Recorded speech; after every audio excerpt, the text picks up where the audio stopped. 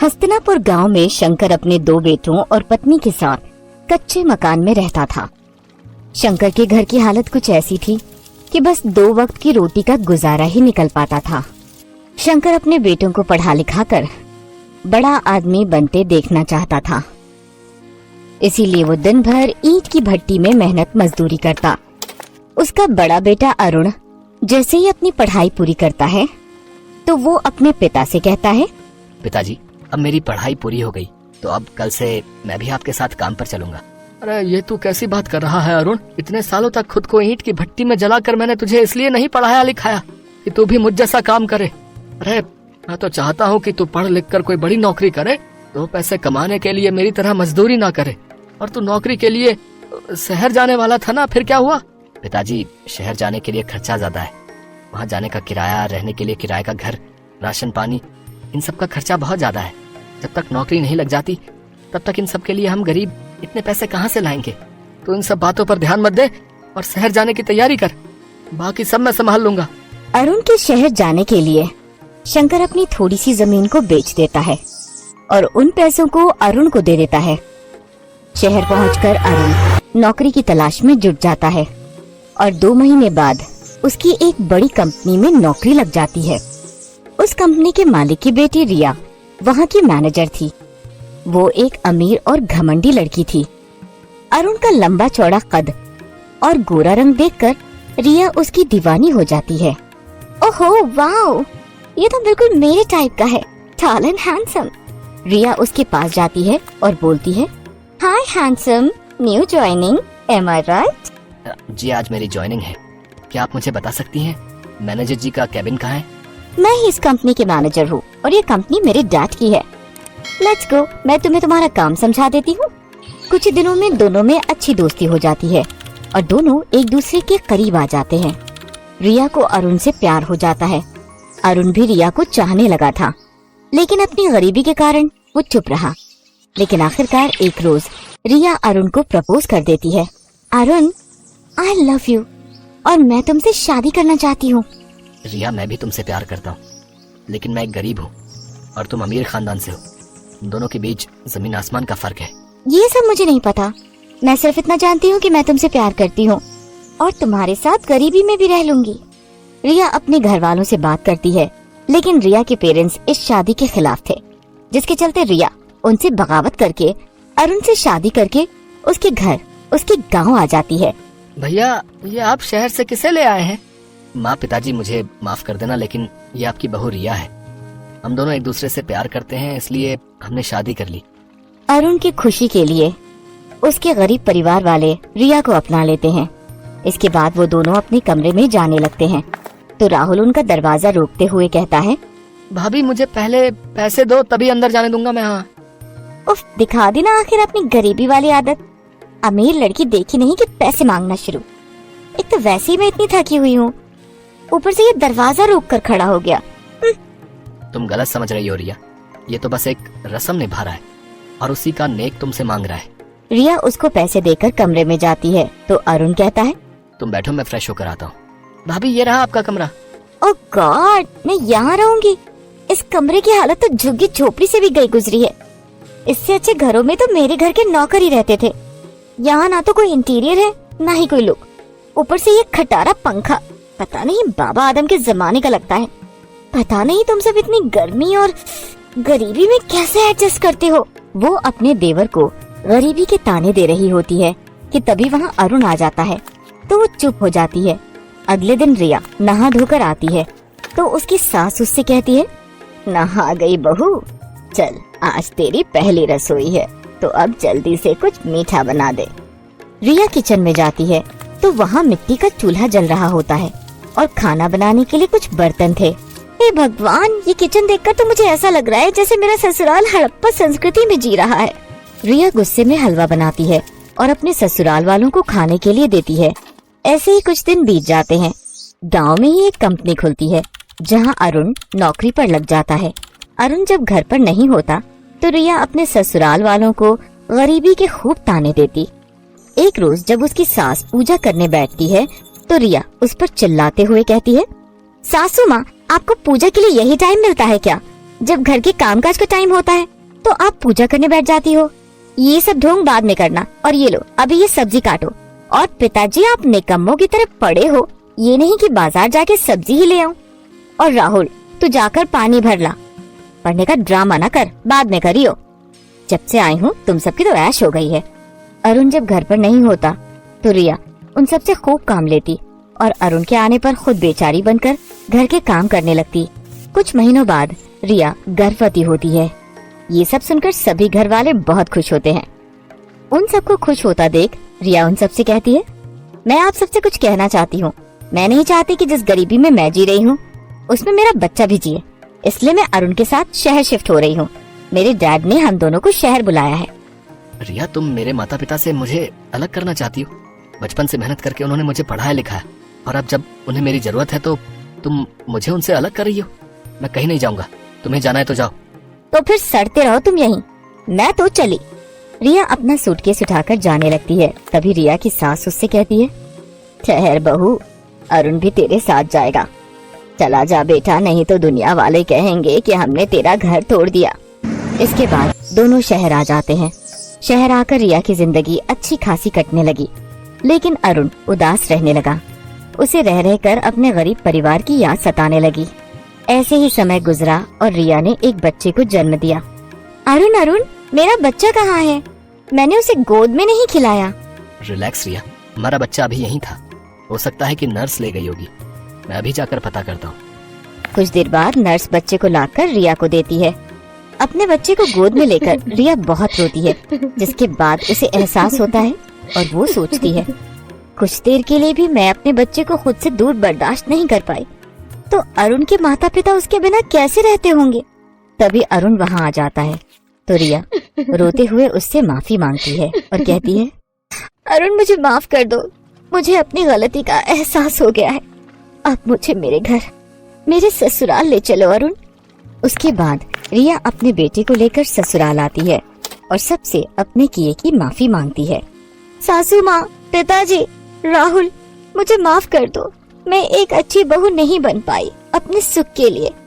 मैंने आपको आपके बेटे से अलग कर दिया, लेकिन माँ बनके मुझे एहसास हुआ कि अपनों से दूर रहने के बाद कैसा लगता है। मेरा बच्चा अब इसी घर में खेलेगा जहाँ वो अपने दादाजी के कंधों पर बैठकर पूरे गांव में घूमेगा और अपनी दादी से खूब लाड पाएगा और चाचू के साथ खूब खेलेगा। मैं जानती थी बहू कि एक दिन तुझे अपनी गलती का एहसास जरूर होगा। जो भी हुआ उसे हम सब ने भुला दिया और तू भी भूल जा और अपनी जिंदगी की नई शुरुआत कर। इसके बाद रिया अपने ससुराल वालों के साथ बड़े ही प्यार से रहने लगती है और वहाँ के हर तौर तरीके सीख जाती है। सुहानी की सहेली रीमा की शादी जयपुर में हुई थी। शादी के बाद रीमा का फोन आता है। हेलो सुहानी, रीमा बोल रही हूँ। रीमा, कैसी है तू? शादी के बाद तो तू मुझे भूल ही गई। जयपुर का मौसम कैसा है? सुहानी, मैं जयपुर में नहीं, दिल्ली में हूँ, मायके में, इसीलिए तो तुझे फोन किया है। तुझसे मिलने का बहुत मन था। क्या तू दिल्ली आई हुई है? चल मैं थोड़ी देर में तुझे मिलने आती हूँ। सुहानी रीमा को मिलने जाती है, पर वो रीमा के ससुराल की बातें सुनकर घबरा जाती है। क्या तुझे ससुराल पे इतना काम करना पड़ता है? तो और क्या, शादी के बाद तो मेरी लाइफ बहुत ही बंद सी गई है। वही सुबह 5 बजे सोकर उठो, फिर घर के सारे काम करो, दिन भर सास ससुर ननद सबके ताने सुनो। इतना करने के बाद भी कोई 2 मीठे बोल नहीं बोलता। हर चीज में टोका टाकी करना। मेरी सास तो इतनी तेज है कि हर समय मेरे पीछे पड़ी रहती है। जरा देर के लिए फोन पकड़कर बैठूं तो 10 बातें सुना देती है कि तू फोन में लगी है, कोई काम नहीं करती। इतना फोन में लगना अच्छा नहीं होता, इतना टीवी देखना अच्छा नहीं होता। मुझे तो तेरी बातें सुनकर डर लग रहा है। क्या ससुराल ऐसा होता है? वही तो, पहले मैं सोचती थी कि शादी होगी, मजे करूंगी, हस्बैंड के साथ घूम कर आऊंगी, पिक्चर जाऊंगी, होटल में खाना खाऊंगी। पर हमारे यहाँ तो मजाल है, बाजार की कोई दाल भी आ जाए, जब देखो माँ जी यही कहती है, घर पर बनाओ बहू, घर का खाना अच्छा होता है। होटल भी नहीं जाने देती है। और ऊपर से मेरी ननद और पड़ोसी रिश्तेदार रोज हमारे घर आए रहते हैं। जब देखो मेरी सास हुक्म चलाती रहती है, बहू ये बना लो, बहू वो बना लो। बस मैं तो बहू कम नौकरानी ज्यादा बन गई हूँ ससुराल जाकर। मुझे तो तेरी बातें सुनकर बहुत घबराहट हो रही है। रीमा, सचमुच ससुराल जाना कितना खतरनाक है। मेरा बस चले तो मैं तो ससुराल ही नहीं जाऊंगी। चल पागल, हर एक लड़की को एक न एक दिन शादी करके अपने ससुराल जाना ही पड़ता है। और तू वैसे भी आंटी जी और अंकल जी को जानती है, वो तो और 6 महीने बाद तेरी शादी भी कर ही देंगे। अब तू भी तैयार हो जा ससुराल जाकर ये सब झेलने के लिए। रीमा की बातें सुनकर सुहानी बहुत डर गई थी। उसने तो ठान लिया था कि वो ससुराल नहीं जाएगी, पर उसके मम्मी पापा उसके लिए लड़का देख रहे थे। सुहानी बेटा, तुझे कितने लड़के दिखाए, पर तुझे कोई लड़का पसंद क्यों नहीं आता है? कल मिस्टर भाटिया का लड़का मोहित, वो तो देखने में बहुत अच्छा था और उसका काम भी बहुत अच्छा था, फिर तुमने उससे रिश्ते के लिए मना क्यों कर दिया? मम्मी, मुझे शादी नहीं करनी है। रीमा कह रही थी कि शादी के बाद जल्दी सोकर उठना होता है। यहाँ पर तो मैं 12 बजे तक बेफिक्र सोई रहती हूँ। तुम मुझे बार बार आकर उठाती हो, पर मुझे कोई डर नहीं होता क्योंकि मेरी माँ मुझे उठा रही होती है। और तुमसे तो मैं लड़ झगड़ भी लूंगी, पर वहाँ तो मैं बिल्कुल अकेली हो जाऊंगी। ऐसा नहीं है सुहानी, ससुराल ही बेटी का असली घर होता है और बेटी को अपने ससुराल को ही एक ना एक दिन अपना घर बनाना होता है। और फिर धीरे धीरे एक दिन ऐसा आएगा जब मैं तुझे बुलाती रहूंगी और तू मुझे कहेगी कि मम्मी मेरे पास टाइम नहीं है, मैं अपने परिवार में व्यस्त हूँ। पता है, ऐसा ही होता है। नहीं मम्मी, मेरे को नहीं जाना। मैंने बोल दिया ना, मेरा मन नहीं है अभी शादी का। मुझे अपनी लाइफ को बांधना नहीं है। सुहानी बिटिया कहाँ है? ये देख, मैं तेरे लिए गरम गरम छोले भटूरे लेकर आया हूँ। पड़ोस में हलवाई की एक नई दुकान खुली है। मैंने सोचा तू सोकर उठ गई होगी, तो इससे बढ़िया गरम गरम नाश्ता और क्या होगा। चल अब जल्दी से उठ जा और खा ले। देखा मम्मी, यहाँ आप मेरा कितना ख्याल रखते हो।